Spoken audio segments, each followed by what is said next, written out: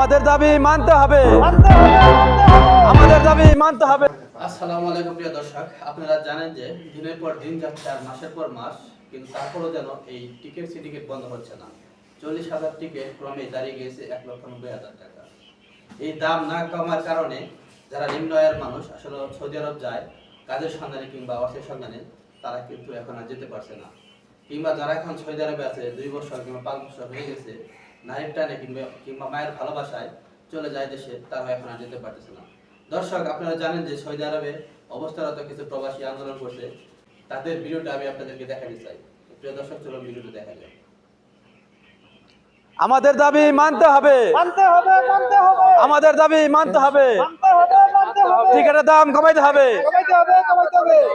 কিসের আন্দোলন ভাই? এখানে কিসের আন্দোলন করতেছেন আপনারা? ভাই টিকেটের দাম কমানোর জন্য আন্দোলন করতেছি।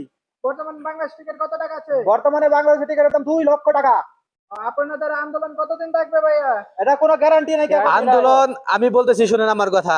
আন্দোলন যে পর্যন্ত টিকিটের দাম না কমাইবো, এতদিন আমাদের আন্দোলন চলবো, ঠিক আছে? কারণ টিকিটের দাম ছিল 1 মাস আগে 30,000 টাকা, এই টিকিট এখন করছে 1,90,000 টাকা।